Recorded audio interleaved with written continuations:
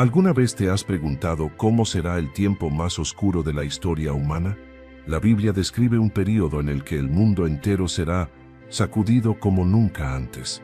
No será una guerra común, no será una crisis política, ni una pandemia global aislada. Será un tiempo de aflicción sin precedentes, una etapa donde el juicio de Dios y la maldad del hombre colisionarán con toda su fuerza. A este tiempo las Escrituras lo llaman la Gran Tribulación.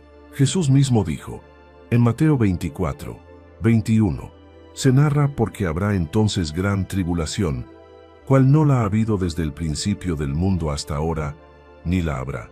Estas no son palabras simbólicas, no son metáforas para causar temor, son una advertencia directa del Hijo de Dios sobre un periodo real y definido que marcará el cierre de la historia humana tal como la conocemos. No será un accidente, ni una catástrofe natural aleatoria. Será el cumplimiento exacto de los tiempos profetizados, donde el juicio, la redención, el engaño y la gloria caminarán al mismo tiempo sobre la tierra.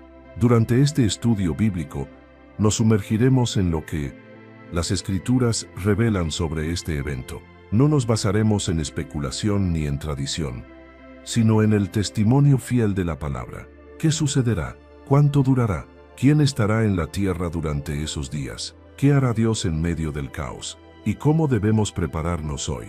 El propósito de este estudio no es sembrar miedo, sino despertar discernimiento. La gran tribulación no es una historia de terror, es una revelación de la justicia y soberanía de Dios, del cumplimiento de su palabra y del clímax del conflicto entre la luz y las tinieblas. Es el escenario donde la maldad mostrará su rostro más feroz, pero también donde el pueblo de Dios será purificado, probado y finalmente vindicado. La gran tribulación no es el final de la esperanza, es el principio del retorno glorioso del Rey.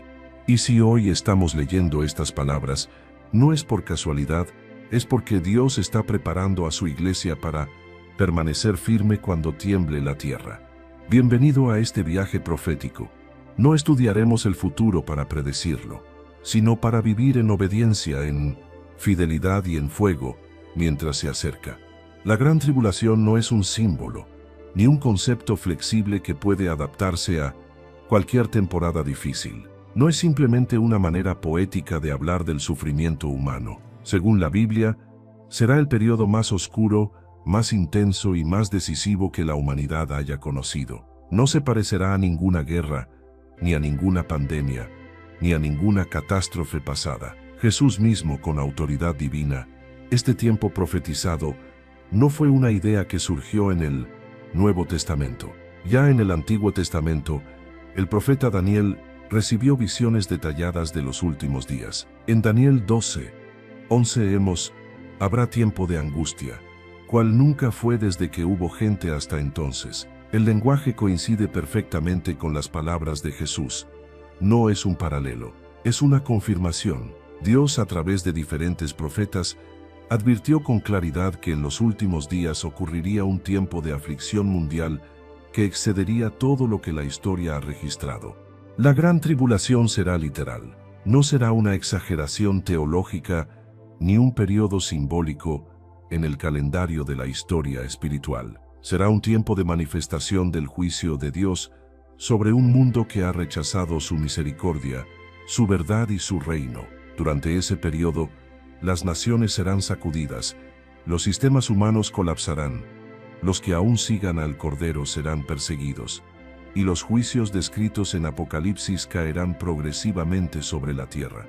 En Apocalipsis 7:14, Juan ve una gran multitud que ha salido de la gran tribulación, lo que indica que habrá personas fieles que atravesarán ese tiempo, permanecerán firmes y serán redimidas en medio de la aflicción. Eso confirma que no se trata de una expresión poética, sino de una etapa concreta, diseñada en el calendario profético de Dios.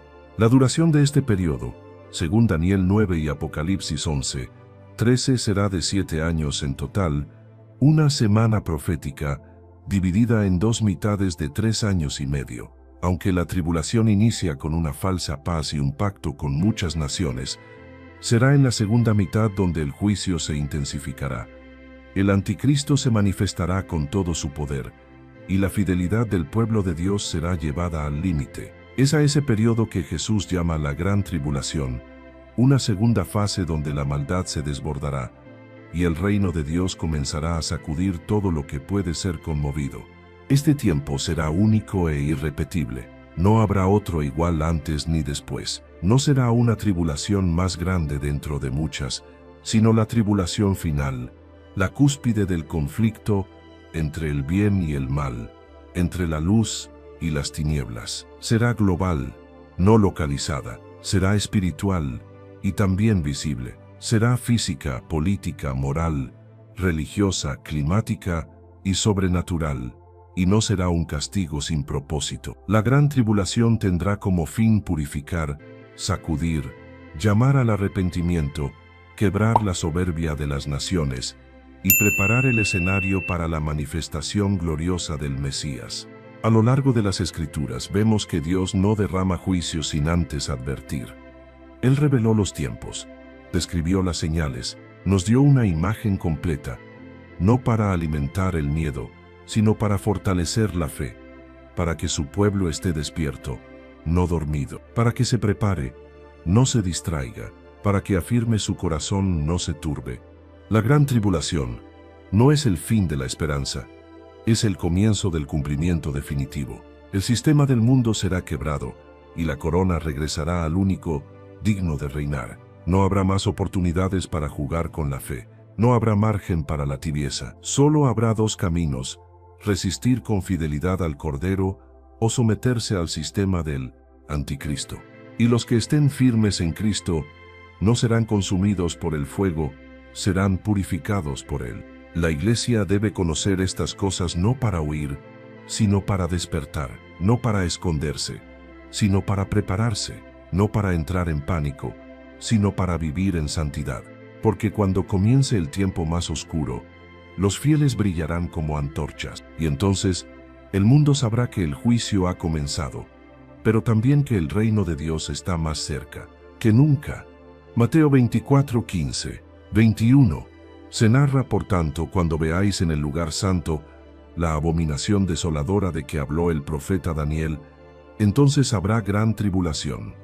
La pregunta sobre cuándo comenzará la gran tribulación no es nueva. Desde el primer siglo, los discípulos de Cristo han anhelado entender los tiempos finales, y aunque la Biblia no da una fecha específica, sí establece con claridad una señal determinante y visible que marcará su inicio: la aparición de la abominación desoladora. Jesús no dejó este evento en el misterio, lo conectó directamente con la profecía de Daniel, pero en instinto que el cumplimiento literal de esa figura sería el punto de ruptura que daría paso a la gran tribulación. No es una alegoría, no es un símbolo espiritual, es un acto visible profanador que ocurrirá en el lugar santo y desatará la ira de Dios, la persecución del pueblo fiel y el desenlace profético final. La abominación desoladora es una expresión que describe un acto de extrema blasfemia, algo o alguien que se coloca en el centro de la adoración divina para reemplazarla, usurparla o destruirla. En el contexto del tiempo del fin, esta abominación será personificada por el anticristo, quien se sentará en el templo de Dios, haciéndose pasar por Dios. Segunda de Tesalonicenses 2, 3, 4. Interrumpirá el sacrificio continuo y se presentará como la única autoridad digna de adoración. Este evento será el punto de partida visible de la gran tribulación. Será un antes y un después en la historia humana. El mundo no será igual después de eso.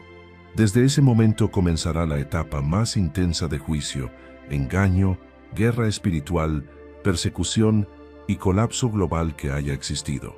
Por eso Jesús dijo: cuando veáis, entonces habrá gran tribulación. La gran tribulación no comienza de forma repentina ni accidental.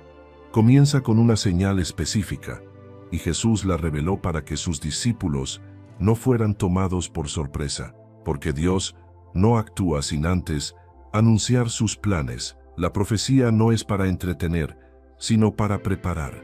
Muchos han querido anticipar este evento por medio de cálculos humanos, numerología profética o teorías sensacionalistas. Pero Jesús nos enseña que no debemos caer en la especulación, sino en la vigilancia. El cuándo exacto no es tan importante como el cómo debemos vivir hasta que ocurra. La Biblia enseña que este momento llegará en el contexto de una falsa paz mundial. Daniel 9:27 dice que el príncipe futuro, el anticristo, confirmará un pacto con muchos por una semana, 7 años, pero a la mitad de la semana hará cesar el sacrificio y la ofrenda. Es ahí donde se manifestará la abominación, y se abrirá el tiempo de gran tribulación. Por tanto, hay una estructura profética que establece que habrá un acuerdo de paz o pacto aparente. A mitad de ese periodo, 3 años y medio, se romperá el pacto. El anticristo se revelará abiertamente. Comenzará el periodo de la gran tribulación. Todo esto implica que habrá una progresión. No es un solo día, ni una explosión repentina. El mal irá creciendo, tomando forma hasta alcanzar el punto donde el juicio de Dios no podrá ser detenido. El apóstol Pablo también nos advirtió que el día del Señor no vendrá sin que antes venga la apostasía y se manifieste el hombre de pecado. Por tanto, el comienzo de la gran tribulación está vinculado con una creciente rebelión espiritual, un rechazo del Evangelio, una exaltación del engaño y una distorsión del verdadero culto a Dios. La señal no será solo política o militar, será también espiritual. Y cuando todo esté listo, lo que Jesús profetizó se cumplirá palabra por palabra. No sabemos el día, pero sabemos la señal, y cuando esa señal se cumpla, el mundo entrará en la hora más oscura, justo antes del amanecer eterno. La gran tribulación comenzará cuando el sistema del mundo se atreva a ocupar el lugar de Dios, y el pueblo fiel tendrá que decidir entre comprometerse o resistir hasta el fin. Por eso Jesús no nos llamó a predecir, sino a velar, a estar sobrios, a entender los tiempos, a vivir como si esa señal pudiera manifestarse en cualquier momento, porque no hay tiempo que perder. La pregunta no es si ocurrirá. La pregunta es, ¿estarás tú preparado cuando comience? Durante la gran tribulación, el personaje más oscuro y dominante en la escena mundial no será un rey, ni un dictador común, ni una figura política tradicional. Será un hombre descrito como el más grande engañador que haya pisado la tierra. En las Escrituras es llamado el anticristo, el hijo de perdición, el hombre de pecado, la bestia. No será una simple figura simbólica ni una idea abstracta del mal. Será una persona real, con poder, con carisma, con influencia global y con una agenda diseñada para usurpar el lugar de Dios.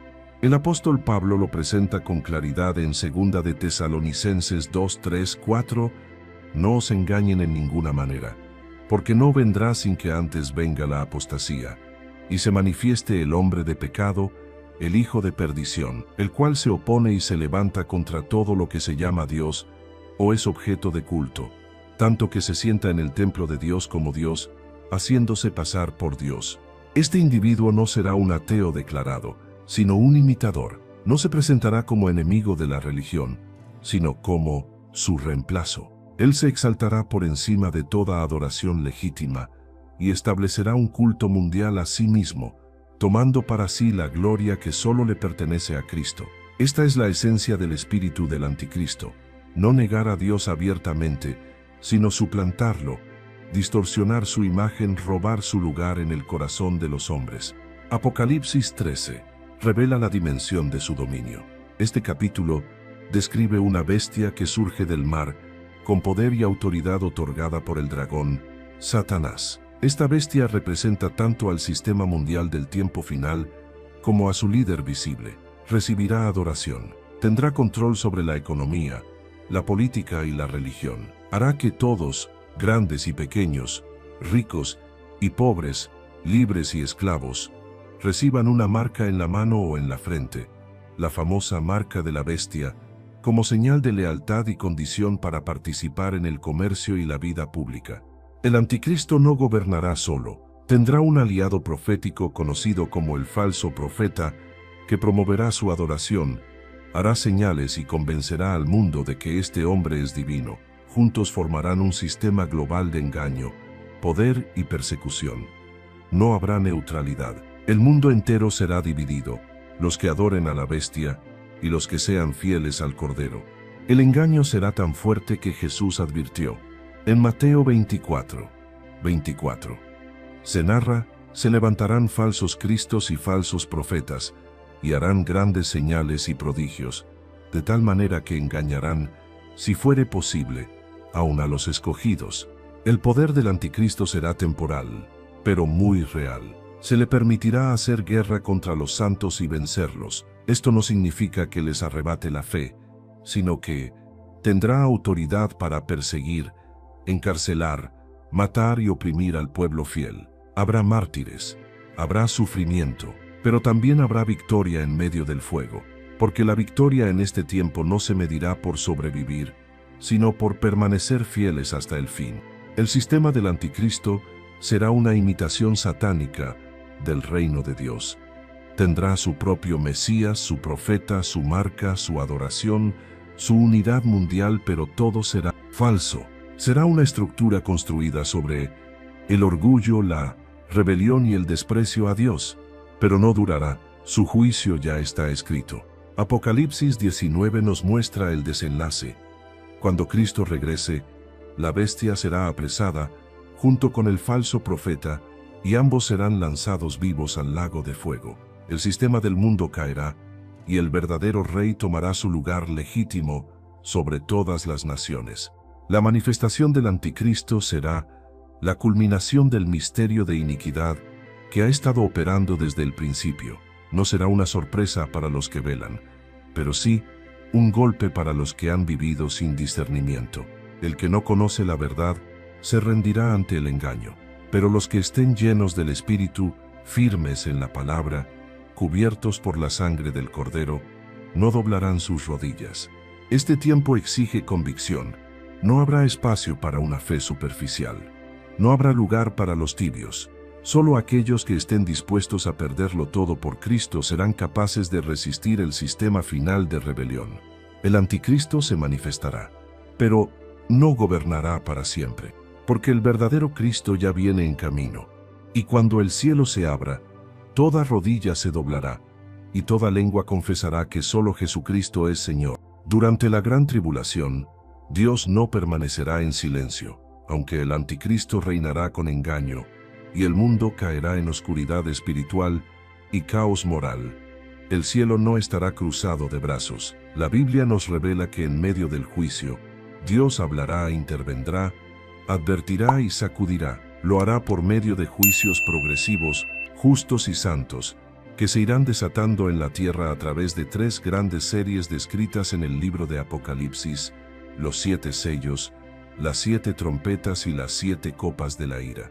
Cada una de estas series representa una etapa específica del juicio divino, donde la intensidad irá aumentando progresivamente. No se trata de simples catástrofes naturales, sino de actos deliberados de parte de Dios para confrontar el pecado del mundo, derribar los ídolos humanos, desmantelar el sistema del anticristo y preparar el escenario para el regreso del verdadero rey. Todo comienza con la apertura del libro, sellado con 7 sellos que solo el Cordero puede abrir. Ese libro contiene los decretos del juicio divino. Cuando Cristo comienza a abrir los sellos, en Apocalipsis 6, el orden de la historia cambia. No hay vuelta atrás. El plan profético de Dios entra en su fase final. Los primeros 4 sellos liberan a los famosos 4 jinetes del Apocalipsis. El jinete blanco, conquista y engaño; el rojo, guerra; el negro, hambre; y el amarillento, muerte. Estos jinetes no son figuras míticas, sino manifestaciones reales del juicio y el quebrantamiento del orden mundial. Son la respuesta del cielo a una humanidad que ha rechazado a Dios sistemáticamente. El 5.º sello revela a los mártires bajo el altar, clamando por justicia. Ellos representan a los que darán su vida por la fe durante la tribulación. Su sangre no será ignorada, será contada y vindicada en el tiempo preciso. El 6.º sello trae señales cósmicas: terremotos, oscurecimiento del sol, caída de estrellas. La tierra entera entra en conmoción. El 7.º sello da paso al silencio en el cielo por media hora. Ese silencio no es vacío, es la antesala de un juicio más fuerte. Después vienen las 7 trompetas. Cada una anuncia una nueva etapa del juicio, con impactos sobre la naturaleza, los mares, los ríos, el cielo y también sobre la humanidad. Comienzan a desatarse plagas, aflicciones físicas y manifestaciones demoníacas. En la 5ª trompeta se abre el abismo y salen langostas infernales que atormentan a los hombres durante 5 meses. En la 6ª trompeta se desata una matanza mundial a través de ejércitos sobrenaturales. La intensidad del juicio aumenta, pero la dureza del corazón humano también. En Apocalipsis 9:20 declara que, a pesar de estos juicios, los hombres no se arrepintieron de sus obras. No dejaron la idolatría, ni la inmoralidad, ni la violencia. Esta es una de las realidades más estremecedoras de la gran tribulación. Aun en medio del juicio visible y evidente, el corazón rebelde del hombre se aferra al pecado. Finalmente llegan las 7 copas de la ira de Dios. Apocalipsis 16, el clímax del juicio divino. Estas copas no son advertencias, son derramamientos definitivos de la justa ira del Creador.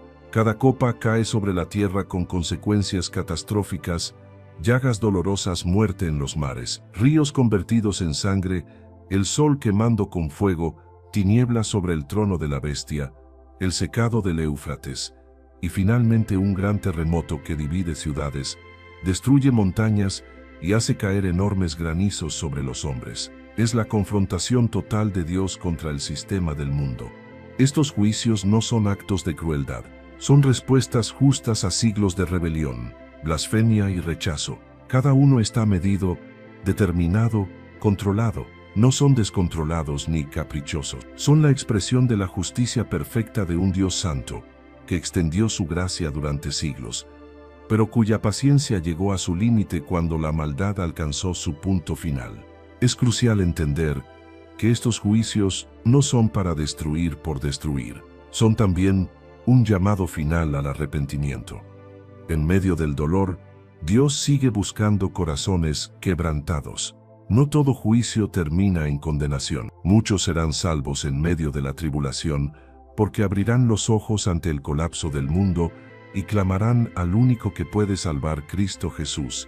El lenguaje de Apocalipsis no es una fantasía apocalíptica, es la revelación profética más clara del cielo sobre lo que vendrá. Cada sello, cada trompeta y cada copa es una página del juicio de Dios que se irá desplegando con exactitud. Y cuando la última copa sea derramada, no habrá más tiempo.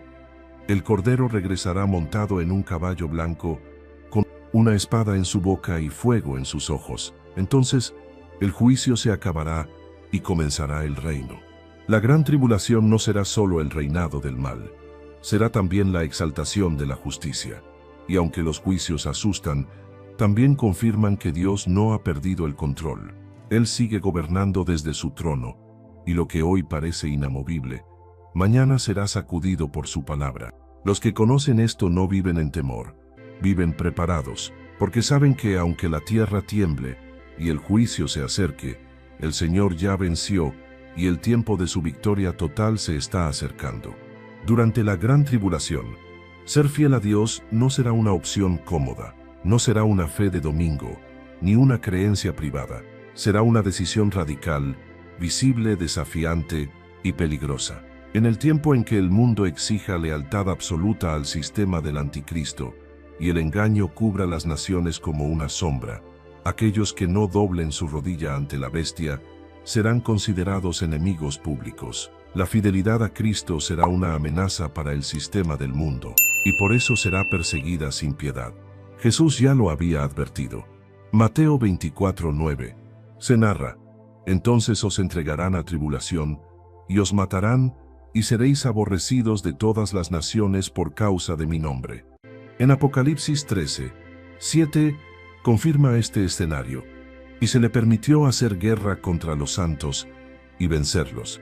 La palabra vencerlos no significa que los destruirá espiritualmente, sino que tendrá autoridad temporal para perseguir, encarcelar y matar a los que no se sometan a su sistema. Pero aun en medio de esa aparente derrota, El cielo los reconocerá como vencedores, porque la victoria del reino no se mide por sobrevivir, sino por permanecer fieles hasta el fin.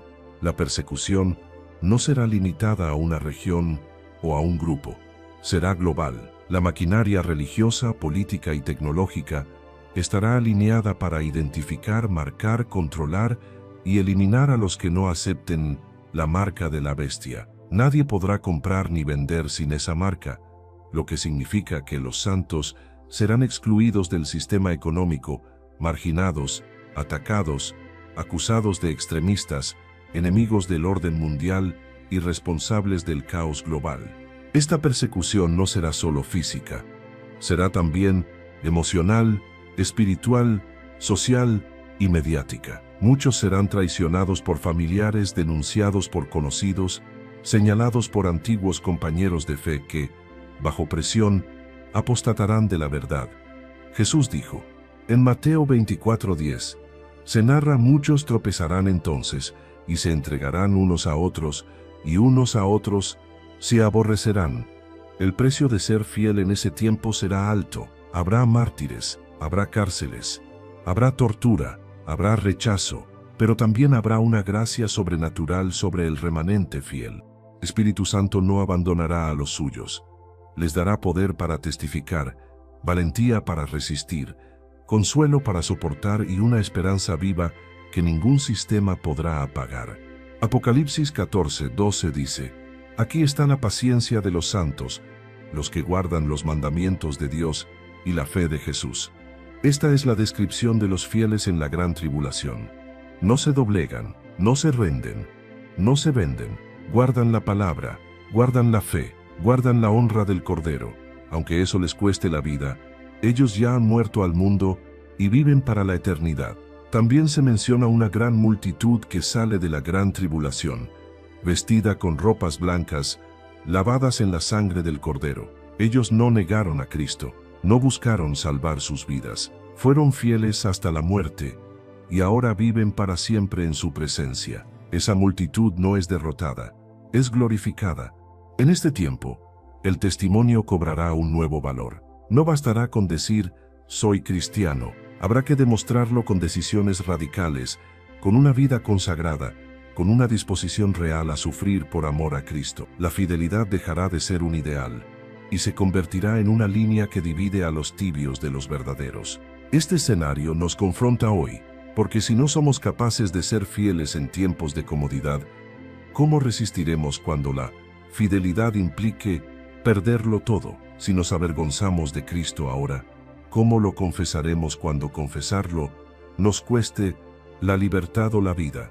La gran tribulación no es solo un tiempo de juicio, es también el crisol de la iglesia fiel. Es donde el oro será purificado, es donde las raíces serán probadas, es donde los verdaderos adoradores no cantarán en templos, sino en cuevas, cárceles o en silencio. Y aún así serán más poderosos que nunca, porque el mundo podrá quitárselo todo, menos su lealtad al Cordero. La persecución será real, pero también lo será la victoria. No una victoria humana, sino eterna. No una gloria aquí, sino una corona en el cielo. Y cuando todo termine, aquellos que fueron despreciados por el mundo serán honrados por el Rey. Y oiremos la voz que dirá, sé fiel hasta la muerte, y yo te daré la corona de la vida. En el escenario profético de los últimos días, Israel no es un detalle menor ni un símbolo alegórico. Es el reloj de Dios, es el pueblo del pacto, es la nación a través de la cual Dios estableció su plan redentor, y por la cual aún cumplirá promesas pendientes. En medio de la gran tribulación, cuando el mundo entero sea sacudido por juicios, engaños y guerra espiritual, Israel ocupará el centro del escenario mundial y espiritual. Desde los días de Abraham, Dios escogió a Israel no solo como una nación entre muchas, sino como el canal por el cual se revelaría su nombre, su palabra, y finalmente, Mesías. Aunque por siglos la nación vivió en rebelión, incredulidad y dispersión, el plan de Dios nunca fue cancelado, solo fue pausado. Romanos 11 lo declara de forma contundente. El endurecimiento en parte ha acontecido a Israel hasta que haya entrado la plenitud de los gentiles. Dios apartó a Israel por un tiempo, para dar entrada a los gentiles, pero ese tiempo tiene un fin, y cuando llegue la etapa final de la historia humana, la gran tribulación, el trato directo de Dios con Israel será reactivado. Zacarías 12 y 14 nos muestran un panorama profético claro. En los días del fin, Jerusalén será rodeada por ejércitos, todas las naciones se levantarán contra ella. Será un tiempo de angustia incomparable para el pueblo judío. Pero en medio de ese quebranto, algo glorioso sucederá. Israel comenzará a volverse a Dios. La presión, la guerra, el engaño del anticristo y la invasión espiritual sobre la ciudad santa producirán el escenario perfecto para el despertar de un remanente fiel. Zacarías 12:10 profetiza: «Y derramaré sobre la casa de David y sobre los moradores de Jerusalén espíritu de gracia y de oración. Y mirarán a mí, a quien traspasaron, y llorarán como se llora por hijo unigénito». Israel reconocerá a Jesús como el Mesías, no por teología impuesta, sino por revelación divina, y ese momento marcará uno de los eventos más impactantes de toda la historia espiritual. El pueblo que lo rechazó, ahora lo reconocerá. Durante la gran tribulación, muchos en Israel serán perseguidos.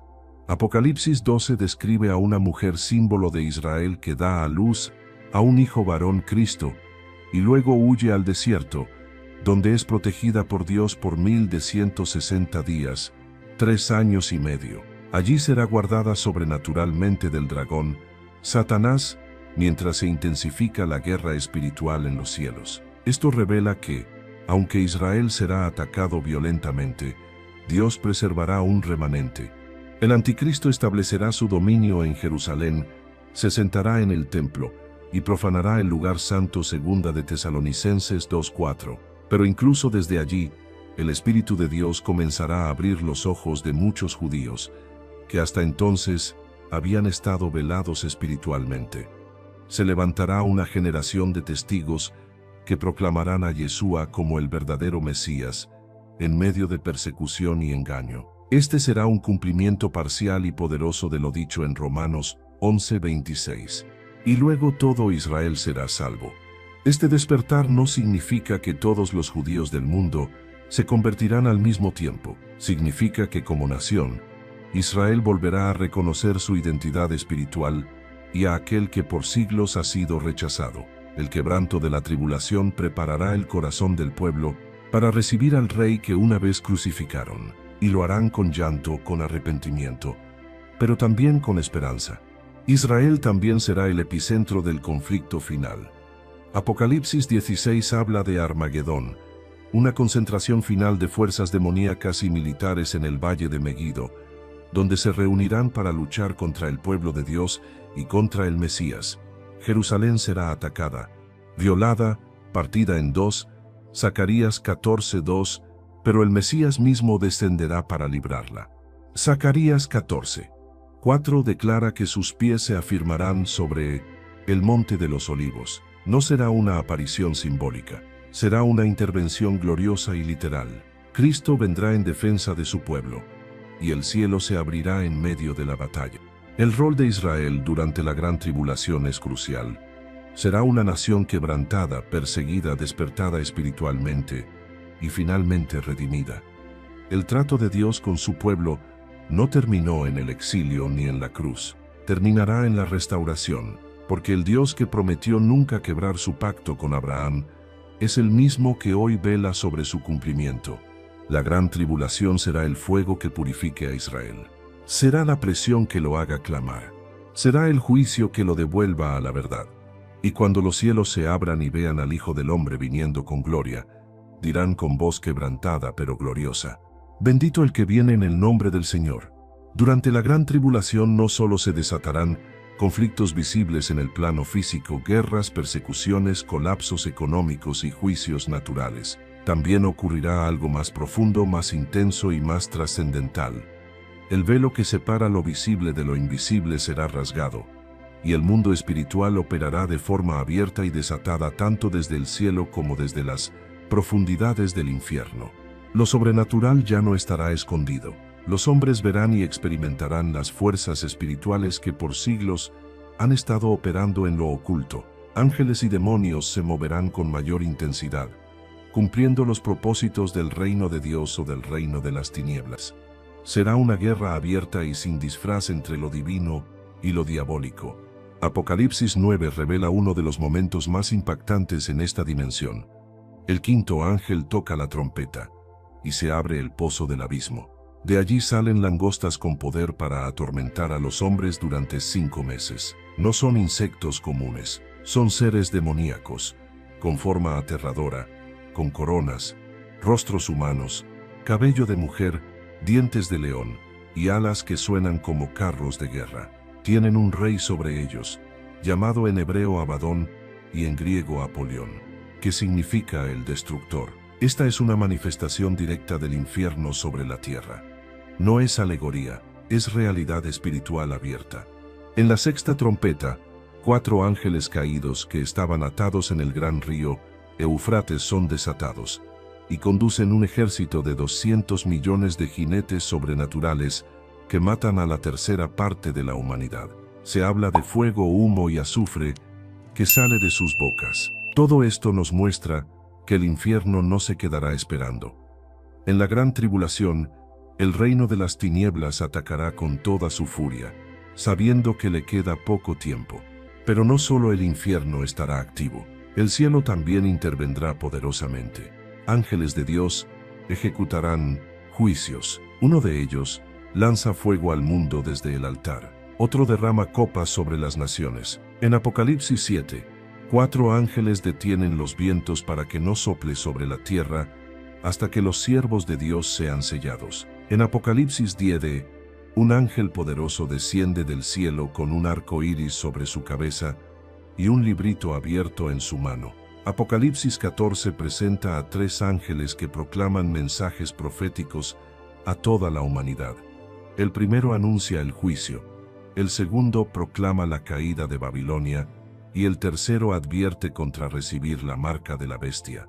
En este mismo tiempo Dios enviará a sus 2 testigos, Apocalipsis 11 profetas con poder para cerrar el cielo, convertir el agua en sangre y herir la tierra con plagas cuantas veces quieran. Predicarán durante 1260 días con autoridad divina, pero finalmente serán asesinados por la bestia y sus cuerpos serán expuestos. Después de 3 días y medio, Dios los resucitará frente al mundo entero y serán arrebatados al cielo.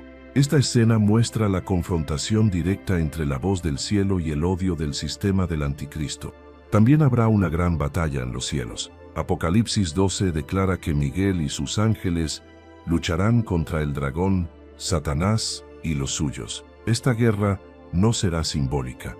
Será una expulsión definitiva. El diablo será lanzado a la tierra y sabrá que le queda poco tiempo. Entonces desatará su furia sobre la mujer símbolo de Israel y contra los que guardan el testimonio de Jesús. Todo esto confirma que la gran tribulación no será solo un conflicto humano, será un campo de batalla espiritual. Lo que comenzó como una guerra invisible se convertirá en una manifestación pública del choque entre la luz y las tinieblas. Los hombres verán cosas que antes solo podían imaginar. Lo sobrenatural será innegable. Ya no habrá lugar para la neutralidad. Nadie podrá decir que no sabía. La humanidad quedará expuesta ante la dimensión eterna. El infierno usará señales para engañar. El cielo usará señales para advertir. El enemigo buscará temor y esclavitud. Dios buscará quebranto y arrepentimiento. Ambos reinos operarán con intensidad. Pero solo uno vencerá. El poder de las tinieblas tendrá su momento de furia, pero el poder del Cordero lo consumirá con el soplo de su boca.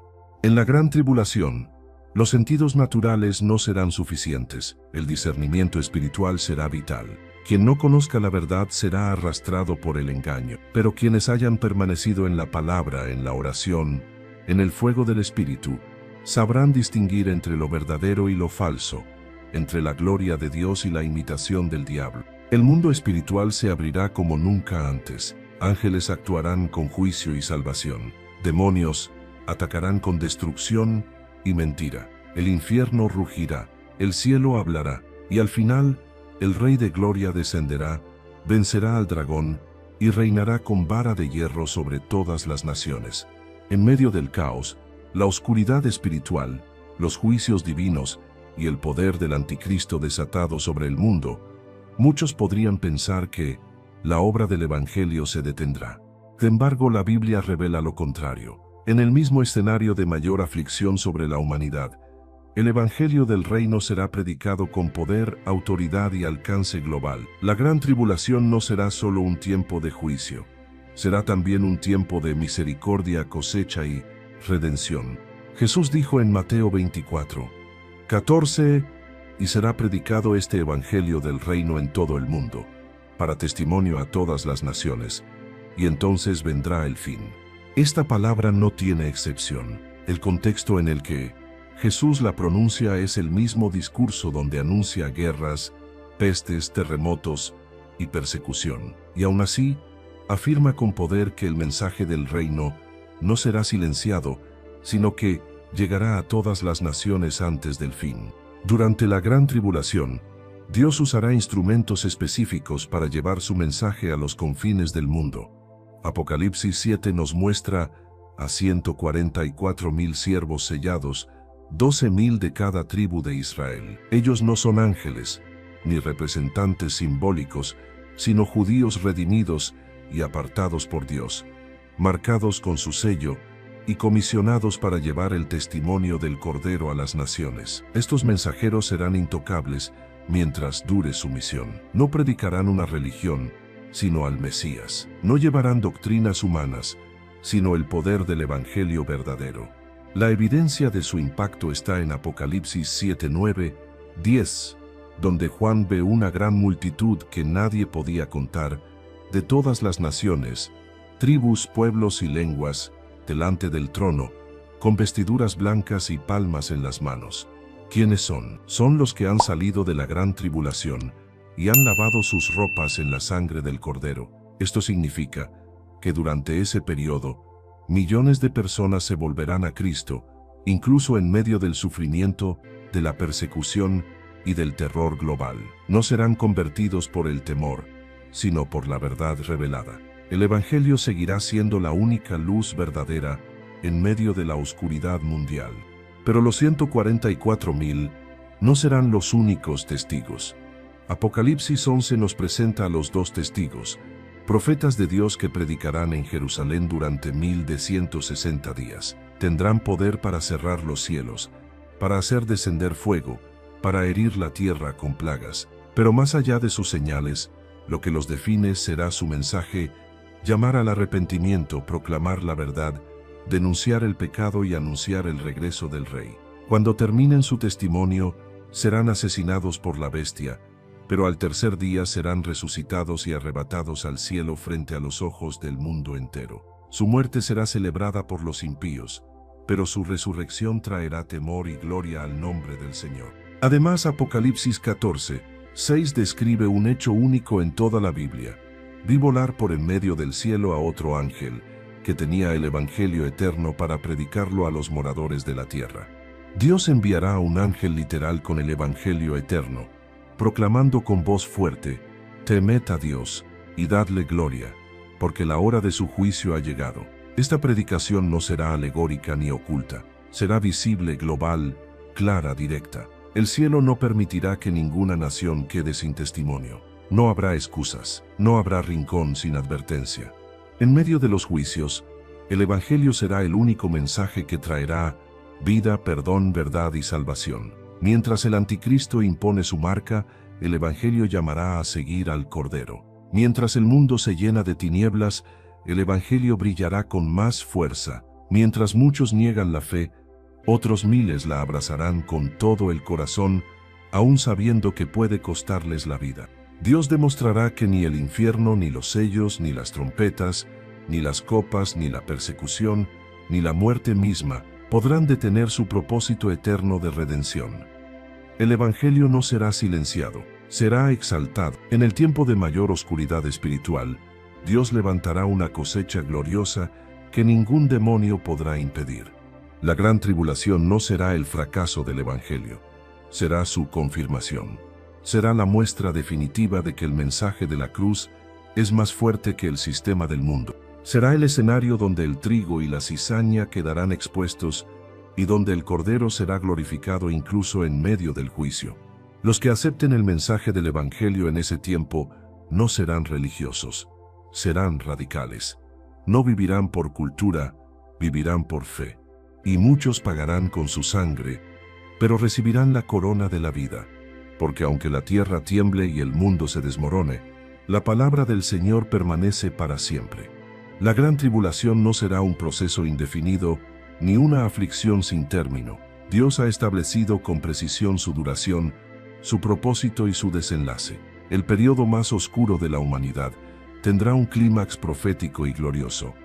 El regreso visible, majestuoso e inconfundible de Jesucristo a la tierra. No vendrá como vino la primera vez, en humildad, sino con poder, con juicio y con gloria indescriptible. Su aparición pondrá fin al dominio del anticristo, a la rebeldía de las naciones y a la agonía del pueblo fiel. El rey regresará para gobernar. Jesús lo anunció en Mateo 24, 29-30, inmediatamente después de la tribulación de aquellos días, el sol se oscurecerá, la luna no dará su resplandor, las estrellas caerán del cielo. Entonces aparecerá la señal del Hijo del Hombre en el cielo, y verán al Hijo del Hombre viniendo sobre las nubes del cielo, con poder y gran gloria. No habrá margen para el error. El regreso de Cristo no será secreto, ni gradual, ni simbólico. Será universal, repentino, glorioso y absolutamente visible. No se parecerá a ninguna manifestación espiritual previa. El cielo entero se oscurecerá, las estrellas se removerán, la tierra se estremecerá, y en medio del caos cósmico, la señal del Hijo del Hombre aparecerá en lo alto. Esa señal no será un símbolo, será una manifestación real de su gloria que cubrirá los cielos. No será invisible, será el espectáculo final del universo. Apocalipsis 19 describe este momento con palabras que estremecen el alma. Entonces vi el cielo abierto, y he aquí un caballo blanco, y el que lo montaba se llamaba Fiel y Verdadero. Sus ojos eran como llama de fuego. Estaba vestido de una ropa teñida en sangre, y en su vestidura y en su muslo tiene escrito, Rey de Reyes y Señor de Señores.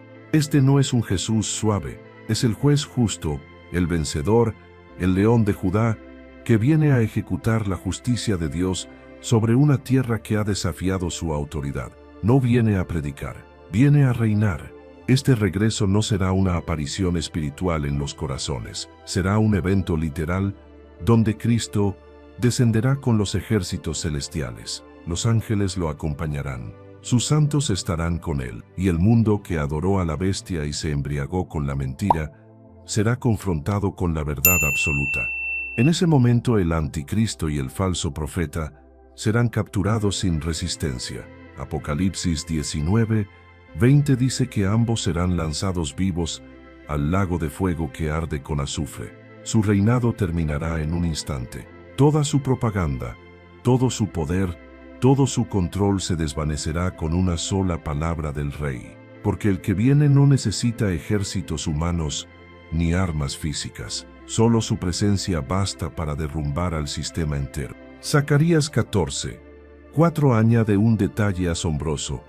Cuando el Señor regrese, sus pies se afirmarán sobre el monte de los olivos, al oriente de Jerusalén, y el monte se partirá en dos. Será una manifestación geológica y espiritual al mismo tiempo. Jerusalén, sitiada y golpeada por las naciones, será rescatada por su verdadero rey. El Mesías que fue rechazado, regresará, y esta vez, todo ojo lo verá. Este evento marcará el fin definitivo de la gran tribulación. Se cerrará el tiempo del juicio, se derrotará a los enemigos del reino, y comenzará el establecimiento literal del reino de Cristo sobre la tierra. Apocalipsis 20 nos habla del milenio, 1000 años donde el Mesías reinará con justicia, y Satanás será atado. Pero antes de eso, se limpiará el campo de batalla. Todo poder contrario será desmantelado, todo orgullo humano será humillado, y solo quedará el trono del Cordero sobre las naciones. Para los fieles que sufrieron durante la tribulación, este día será la recompensa esperada. Los mártires resucitarán. Los que no se dejaron marcar por la bestia serán honrados. Y todos los que perseveraron hasta el fin reinarán con Cristo. La gloria que les fue negada en la tierra les será dada en el reino, y todo lo que perdieron por su fe será restaurado con honra eterna. El regreso de Cristo no es solo un desenlace profético, es el acto culminante del plan eterno de Dios. Desde Génesis hasta Apocalipsis, todo apunta a ese día. No será un escape para los fieles, será una coronación. No será una retirada del mundo, será la conquista final del Rey legítimo sobre el planeta que le pertenece. Ese día llegará. No hay fuerza humana ni demoníaca que pueda evitarlo. El mundo puede negarlo, los sistemas pueden burlarse, las naciones pueden resistir, pero el cielo ya tiene la fecha marcada. El Cordero volverá, no como víctima, sino como Señor. No para morir, sino para reinar. No para llamar al arrepentimiento, sino para ejecutar justicia sobre los vivos y los muertos. Y cuando sus pies toquen la tierra, el infierno temblará, los cielos se abrirán, y la historia humana habrá llegado a su fin. Entonces comenzará algo nuevo, algo eterno, algo glorioso, el reino del Mesías gobernando sobre toda la tierra, como fue prometido desde el principio. Conocer las señales del fin, entender las profecías, estudiar el libro de Apocalipsis o analizar la figura del anticristo no tiene valor si no produce transformación en nuestra vida. El propósito de Dios al revelar los eventos de la gran tribulación no es provocar miedo, sino despertar una iglesia sobria, firme, santa y preparada. Porque aunque el juicio se acerca, la fidelidad hoy determinará la fortaleza mañana. Jesús no nos dejó adivinando. En Mateo 24 y 25, después de describir los horrores del tiempo final, hizo una advertencia clara. En Mateo 25:13, se narra: velad pues, porque no sabéis el día ni la hora en que el Hijo del Hombre ha de venir. La preparación no se basa en saber la fecha. Se basa en vivir como si cada día fuera el último. La gran tribulación no será un tiempo para comenzar a caminar con Dios. Será un tiempo donde solo permanecerán firmes los que ya han echado raíces profundas. Por eso, la preparación no puede esperar. No se trata de almacenar comida o tener planes de escape. Se trata de cultivar una fe inquebrantable, una obediencia diaria, una comunión constante y una vida llena del Espíritu Santo. Jesús usó parábolas para ilustrar esto. En la parábola de las 10 vírgenes, todas estaban esperando al esposo, pero solo 5 tenían aceite suficiente. Las otras 5 tenían lámparas, pero estaban vacías. El aceite representa la presencia del Espíritu Santo, la comunión viva con Dios, la vida interior encendida. Cuando el esposo vino, fue tarde para prepararse. La puerta se cerró. Esto nos enseña que el momento de prepararse es ahora, no cuando las señales se intensifiquen, no cuando el sistema de la bestia se manifieste, no cuando el juicio comience. Ahora es cuando debemos llenar nuestras lámparas. En Apocalipsis 3:10, Jesús le dice a la iglesia de Filadelfia: por cuanto has guardado la palabra de mi paciencia, yo también te guardaré de la hora de la prueba que ha de venir sobre el mundo entero. Dios no promete librar a todos, promete guardar a los que han guardado su palabra. La fidelidad hoy garantiza la protección divina mañana. El que vive en la verdad, camina en la luz. El que permanece en la palabra, no será sorprendido por el engaño. La preparación también implica santidad práctica. En 1 de Tesalonicenses 5:6-8 Pablo dice: no durmamos como los demás, seamos sobrios, habiéndonos vestido con la coraza de fe y de amor, y con la esperanza de salvación como yelmo. No es tiempo de tibieza, de doble vida, de religiosidad superficial. Es tiempo de limpiar el corazón, romper con todo lo que contamina el alma, y vivir como soldados que esperan la orden final. La preparación incluye una vida de oración constante. Jesús dijo, Lucas 21:36. Se narra: velad pues, en todo tiempo orando, que seáis tenidos por dignos de escapar de todas estas cosas. El que ora no se duerme. El que ora discierne. El que ora resiste. La oración no es un accesorio, es la línea directa con el cielo. y cuando los días se tornen oscuros, solo los que caminen con Dios podrán mantenerse en pie.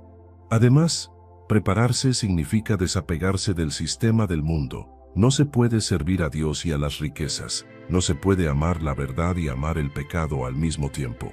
La gran tribulación desenmascarará a los ídolos, desnudará los corazones. Solo los que ya hayan roto con Babilonia estarán listos para resistir su caída. Y por último, la preparación incluye compartir el Evangelio con urgencia. La Biblia dice que antes del fin, el Evangelio será predicado a todas las naciones. Ese no es solo un anuncio profético, es un encargo. El tiempo se acorta, las almas perecen, y si sabemos lo que viene no podemos callar. No somos espectadores del fin, somos embajadores del reino. La gran tribulación no se trata solo de lo que ocurrirá allá afuera, se trata de lo que debe ocurrir en nosotros ahora. La preparación no comienza cuando el sol se oscurezca, sino cuando decidimos vivir con pasión por Cristo, negarnos a nosotros mismos, tomar la cruz cada día y seguirlo sin reservas. Porque el que esté listo no tendrá que correr cuando llegue el juicio. Permanecerá firme, con la mirada en el cielo y el corazón ardiendo. Y cuando el Rey regrese, no será sorprendido, será recibido. Si buscas crecer en tu conocimiento de la palabra de Dios y profundizar en tus estudios bíblicos, te invitamos a suscribirte a nuestro canal Sabiduría Bíblica. Aquí encontrarás reflexiones profundas, estudios bíblicos detallados y enseñanzas para fortalecer tu fe. No olvides darle clic a la campanita para no perderte ningún contenido, y si este mensaje ha sido de bendición para ti, compártelo con otros para que también puedan crecer espiritualmente.